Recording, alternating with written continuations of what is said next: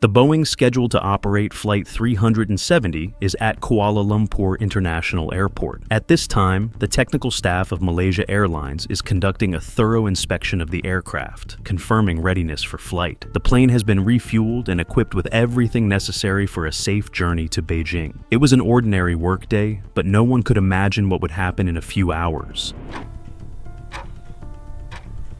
Passenger check-in for the flight begins. All 227 passengers successfully pass security screening and board the aircraft. They include citizens of 14 countries, the majority of whom are Chinese nationals. Many of them had been eagerly anticipating this flight as they were returning home. The crew consists of 12 members, including Captain Zaharie Ahmad Shah and First Officer Farik Abdul Hamid, both of whom are highly experienced and respected by their colleagues.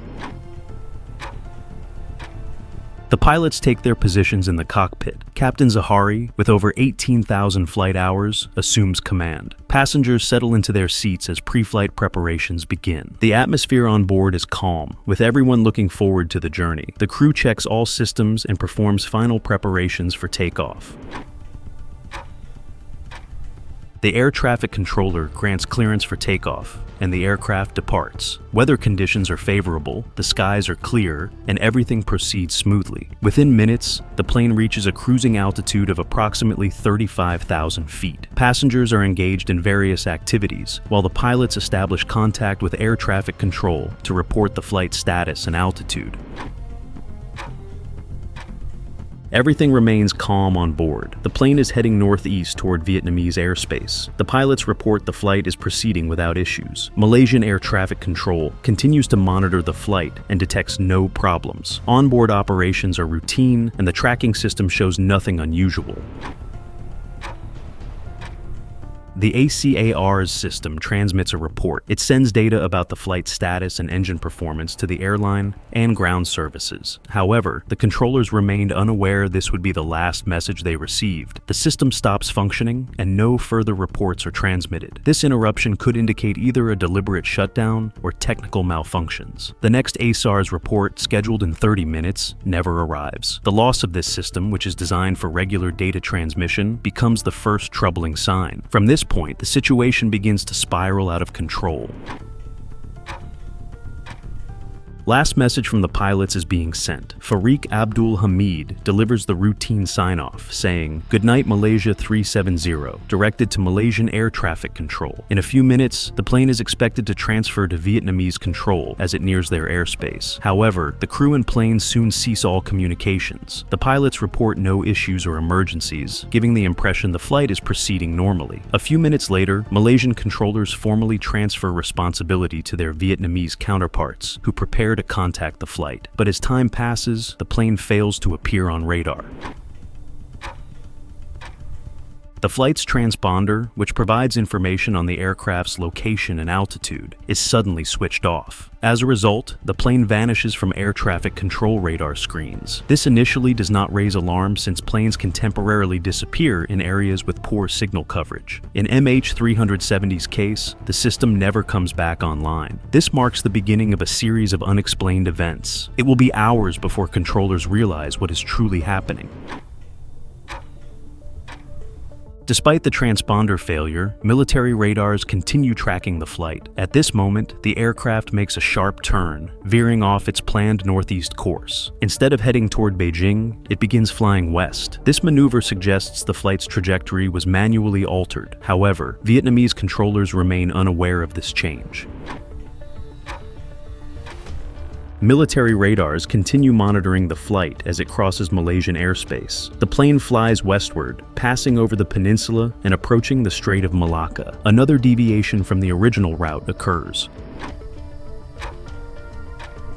MH370 disappears from military radar. This is the last recorded location of the aircraft by any tracking system. At this point, the plane heads toward the Indian Ocean. After losing the radar signal, its whereabouts become unknown, causing confusion among air traffic controllers. This problem, combined with the transponder shutdown and lack of radio contact, prompts the launch of a large-scale search operation. However, at this moment, satellite systems still detect activity from the plane. For an hour, controllers make numerous attempts to contact the crew. By now, the plane should have entered Vietnamese airspace, but none of the inquiries are answered. Other aircraft in the region also try to reach Flight 370, but their attempts are unsuccessful. One pilot manages to establish a connection, but hears only static, offering no clarity about what is happening. Early in the morning, an automatic ping was detected by the satellite link. These signals were part of a system transmitting data about the aircraft's condition. While the pings didn't provide exact coordinates, they confirmed the Boeing was still in the air. Each ping allowed analysts to hypothesize the plane's trajectory. Within hours, specialists would use advanced mathematical models to analyze signal delays and conclude the plane could have traveled either north towards Central Asia or south into the Indian Ocean. These findings became critical for the subsequent search efforts, pointing to potential locations of the aircraft. By this time, Flight 370 was supposed to be approaching Beijing. Aviation administrations from multiple countries realized the gravity of the situation. The plane, which should have been under the control of Vietnamese air traffic controllers, had not made contact. After several failed attempts to establish communication, suspicions of its disappearance began to arise. With no radar detection and no messages from the aircraft, officials declared the flight missing. 2 hours later, Malaysia Airlines issued a public statement confirming Flight MH370 had not arrived in Beijing and contact had been lost. At this moment, the world turned its attention to the fate of the aircraft. The media began to cover the incident extensively, and the families of the passengers sought information about their relatives.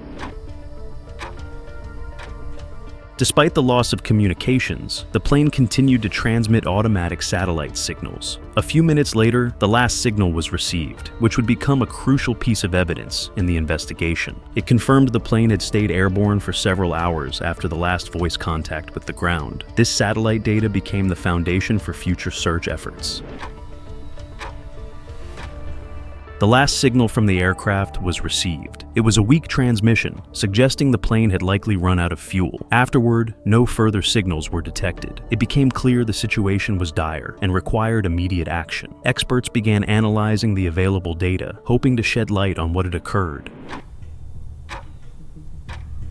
An international search operation commenced. Initial efforts focused on the South China Sea, where the plane had last been tracked on radar. However, analysis of satellite data shifted the search to the Indian Ocean. Numerous countries participated, providing resources ranging from naval ships and aircraft to sonar equipment. Australia played a key role in coordinating the search in the southern Indian Ocean. The vast areas required a thorough survey, and every country's efforts aimed to cover as much territory as possible. Advanced technologies were deployed for underwater exploration, allowing detailed mapping of the ocean floor. Yet, for a long time, the aircraft remained undiscovered.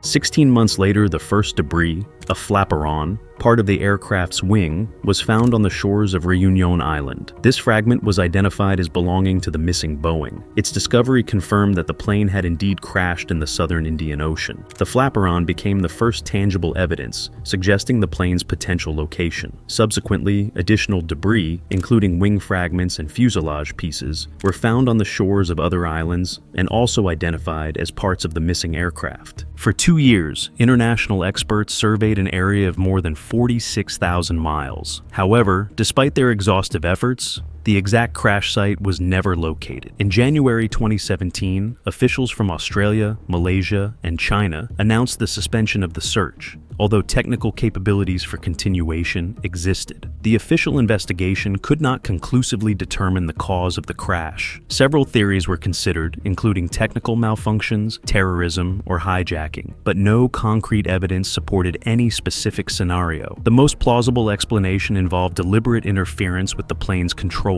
Researchers believe the Boeing was deliberately veered off course, possibly by one of the pilots or an unidentified person on board. That's how the story of the mysterious disappearance of MH370 ended.